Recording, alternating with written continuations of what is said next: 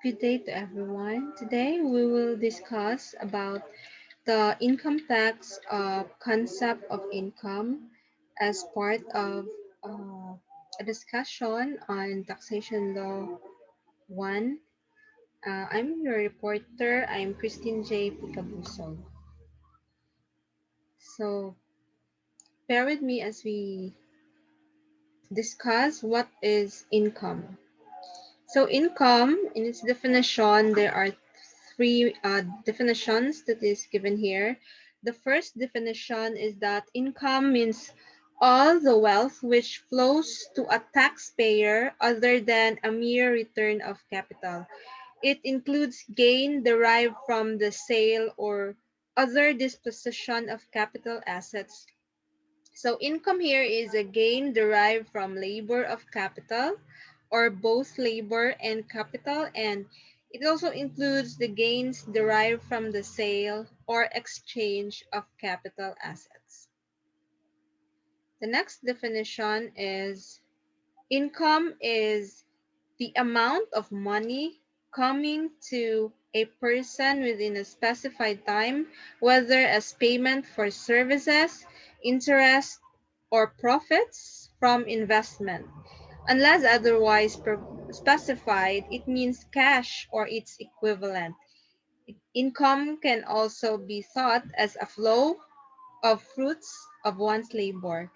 It is cited in the case of um, Conway versus CTA, GR number 48532, August 31, 1992. And then uh, the next definition is income may be received in form of cash, property, service, or a combination of these three.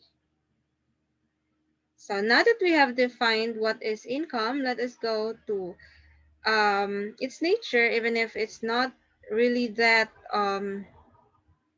relevant in this topic, but let's go over it because it's also important in the rest of the lesson on income tax. So income includes earnings lawfully or unlawfully acquired without consensual recognition, express or implied, of an obligation to repay and without restriction as their dispositions.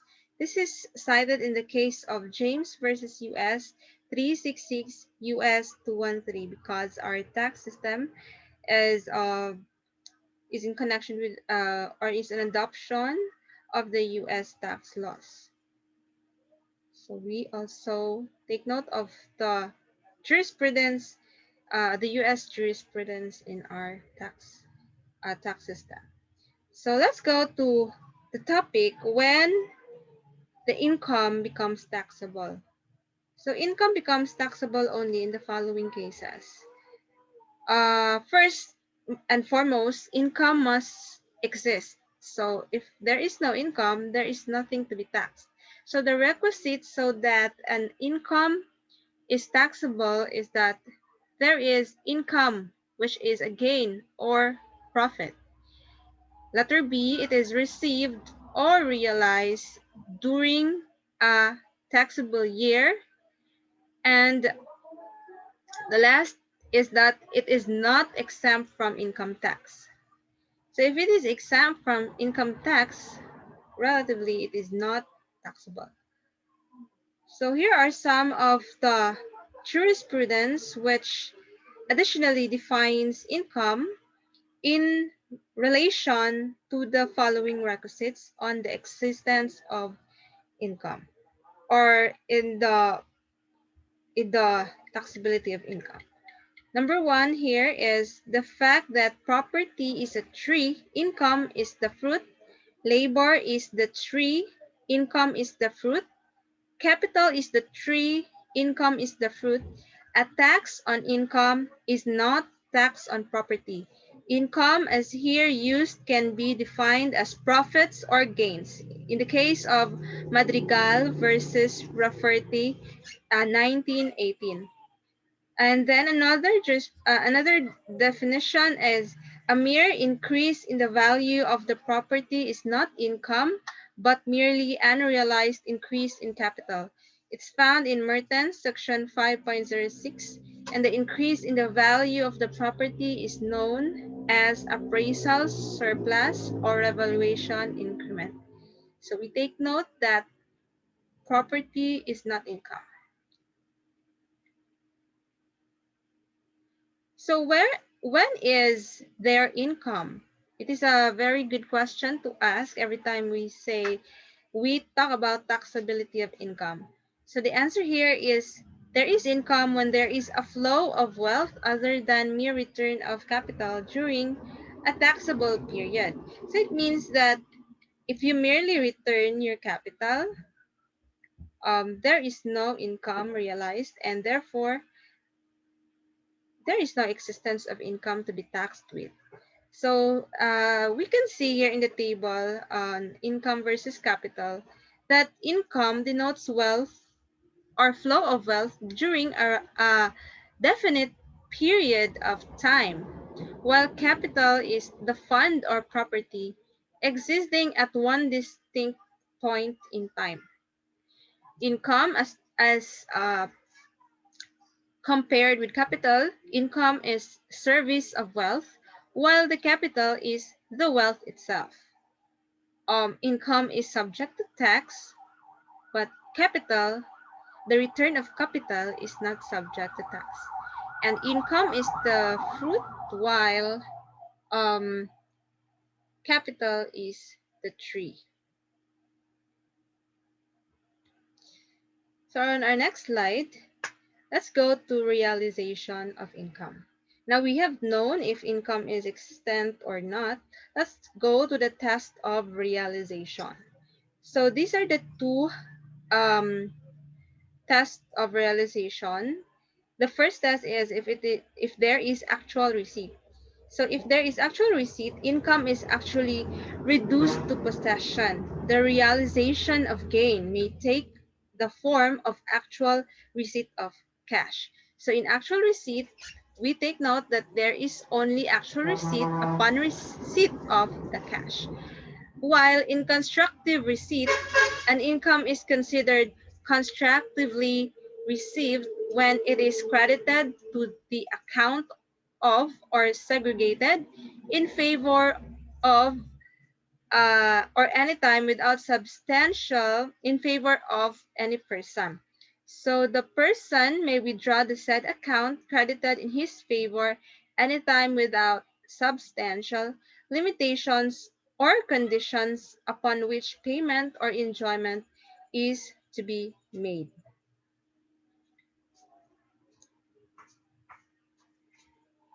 So here we will give examples of constructive receipt. So income are constructively received if, for example, interest is credited and savings account.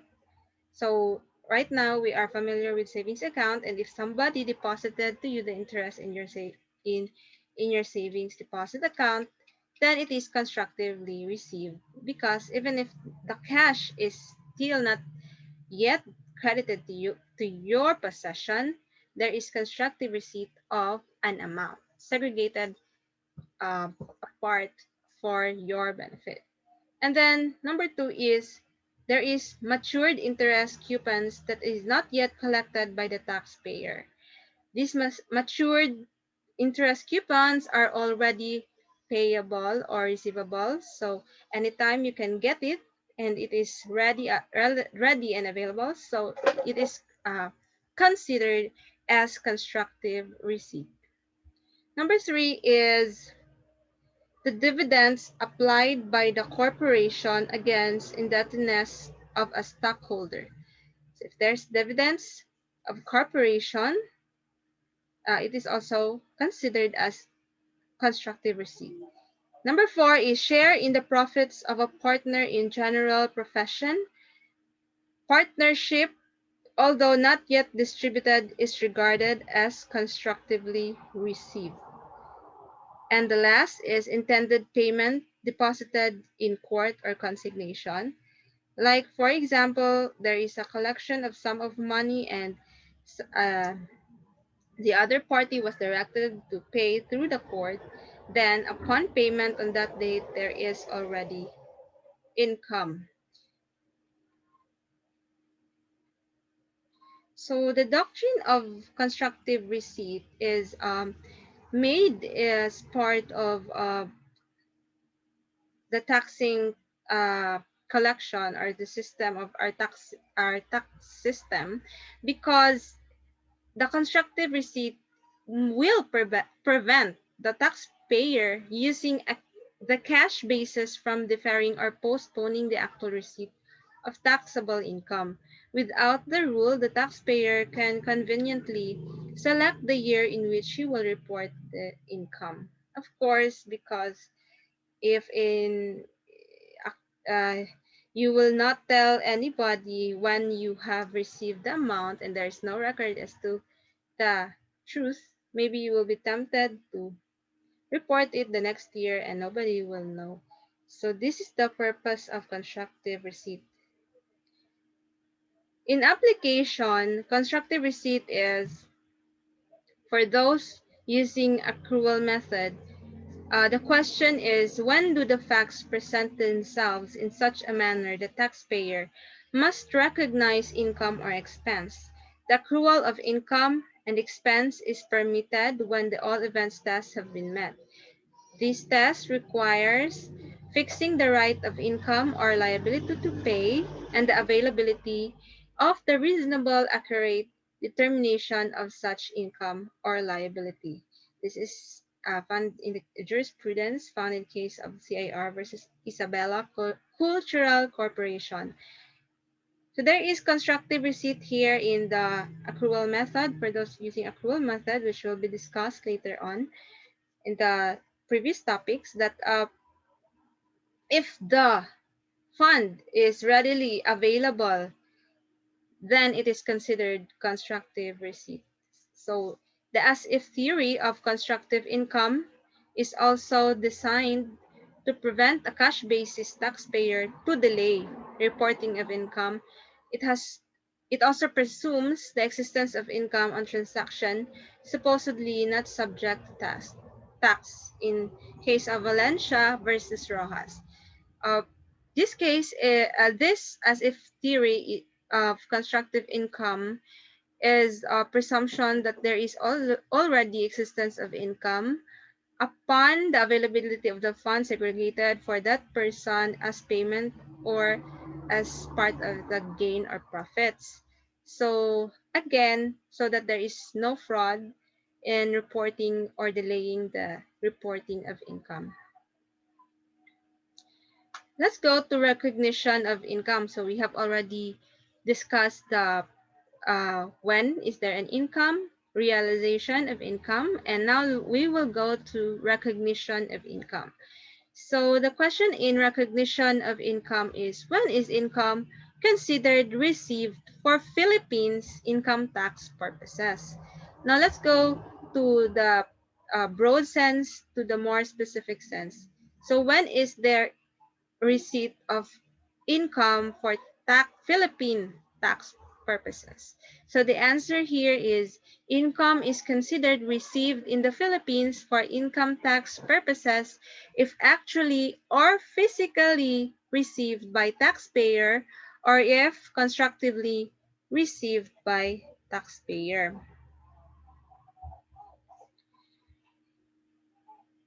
Okay, so the next is the test. This is the part 3.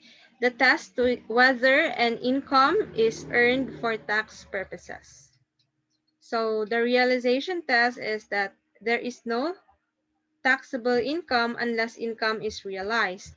Revenue is generally recognized when both conditions are met.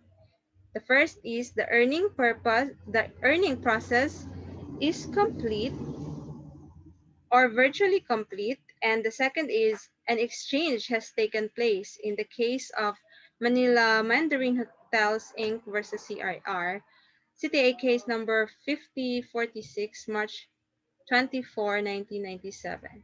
So there is these two conditions when revenue is recognized. So if the earning process is complete or the exchange has taken place. Another definition of realization test is that no taxable income is debited until there is separation from capital of something or exchangeable value, whereby supplying the realization or transmutation which would result in receipt of income, the case of Eisner versus Macomber.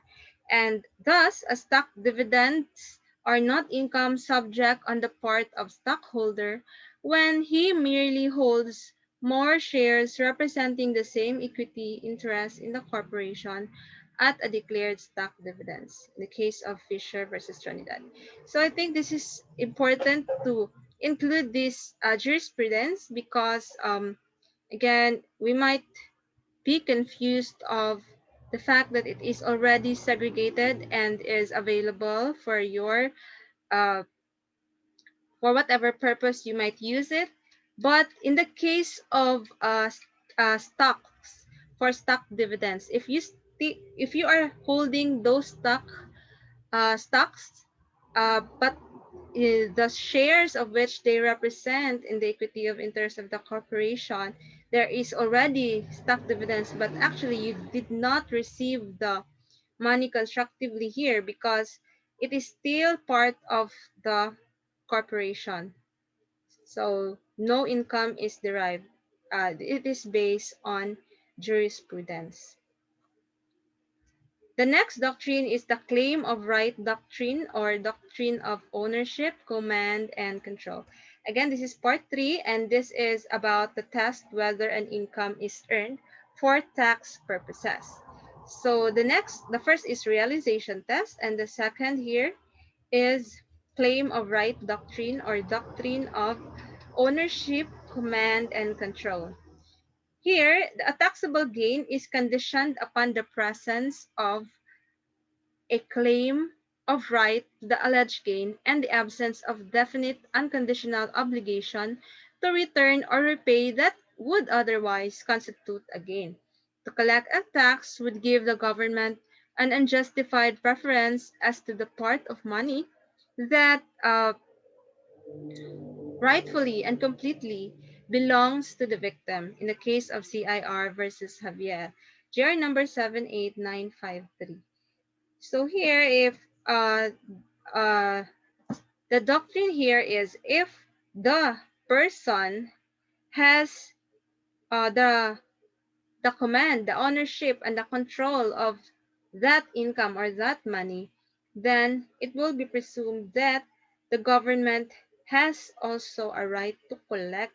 However, it must be is established rightfully so that the government will be able will be justified to collect that money if it is really due to the government. But if it is not, then the presumption will dwell on that it is not yet uh, collectible by the collect it is not due to the government. So to further discuss this doctrine, there are some examples. So the doctrine of ownership, command, and control is if a taxpayer receives a money or other property and treats it as its own under the claim of right that the payments are made absolutely and not contingently, such amount are included in taxpayer's income, even though the right to the income has not been perfected at that time. So it is like just like the doctrine of estoppel. If a person claims that, well, this is mine and it is absolutely mine, and no other person has the ownership of this, so the government may treat it as income already. It has uh, income already, even if it has not been perfected at that time. Again, the doctrine of ownership, command, and control.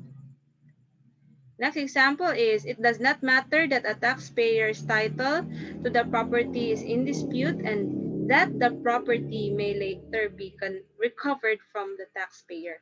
Under this doctrine, if the taxpayer included income pursuant to the right of claim doctrine subsequently pays those amounts, the taxpayer may be entitled to a deduction in the year of repayment. However, To be entitled to deduction, the taxpayer must meet the requirements of a statutory provision entitling him or her to a deduction.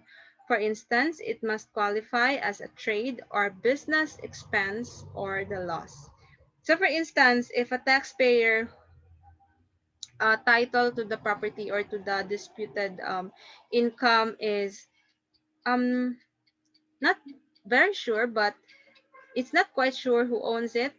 However, due to the doctrine, because he has control, command, and ownership, presumably ownership of that doctrine, because he has the command and control over it, then it may be taxed, but the taxpayer may be entitled, however, to the deduction on the year of repayment.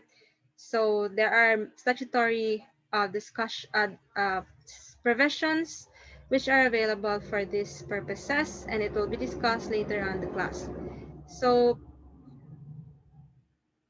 the next test is the economic benefit test or doctrine of proprietary interest. This doctrine is taking into considerations the pertinent conditions of law, income realized. The income realized is taxable only when the extent the taxpayer is economically benefited. So an economic benefit to an employee that increases his net worth, whatever may have been the mode by which it is effected, is taxable. Thus, in stock options, the difference between fair market value of the shares at the time the option is exercised and the option price constitutes additional compensation income to the employee at the time of exercise, not upon the grant of vesting right. So here in this doctrine, the income is realized upon economic benefit, or there is increase in the net worth. So if there are two transactions, the first one being, uh, for example, if there's an agent of in stock options, then if there is increase in the value of the next transactions, then that is also subject to tax because of the increase of the net worth of that agent. So for economic benefit test or doctrine of proprietary interest, the economic benefit doctrine is reputed to have been born in dictum in the 1945 opinion of the United States Supreme Court in Commissioner versus Smith.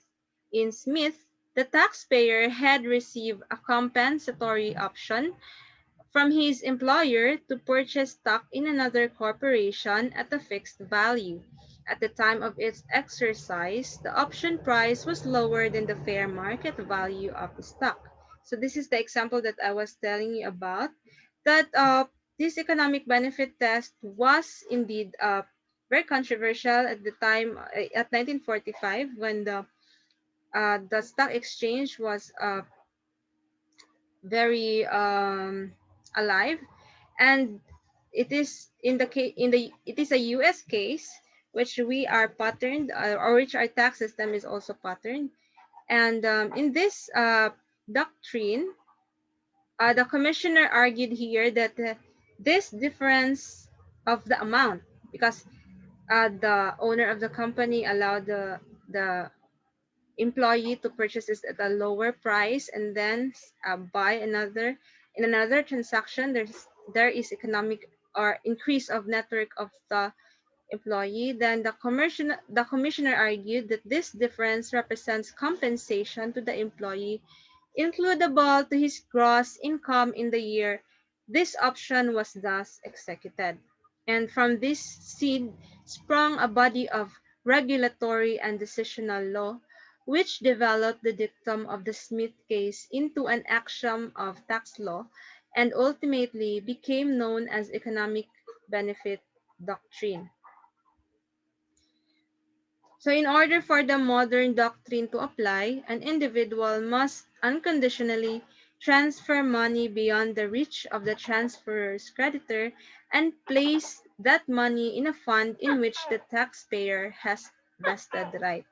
Thus, the doctrine focuses on situations where a cash basis taxpayer having a right to receive money elects or defer the income that would arise by pre-arranging to have the money deposited in a third-party accounts. Armed with these concerns, the court have developed the economic benefit doctrine, which requires the inclusion of such amounts in a taxable period in which the fund was created. This American case has persuasive effect on jurisdiction because Philippine income tax law is patterned after the US counterpart. And the fourth test, because there are only four tests, but in some in some sources there are five tests. The other test is not included in this year's syllabus. So the severance test is it is income is recognized when there is separation from capital of something which is exchangeable value. In the case of Eisner versus Macomber 252 US 189, thereby supplying the realization or transmutation which would result in the receipt of income. Severance means separation of capital. So the essence of this test is that in order for income to be taxed, it is to be severed from the property in which it is to be derived. The court analogized capital as being separate from income in a way that a tree is separate from its fruit, and it requires the presence of a tax event, which is an event that triggers a transfer of ownership of property. So that's all on my part of this reporting module, because the next reporter will be Miss Rachel Mutia, and she will be reporting about methods of accounting. So thank you for listening and good day.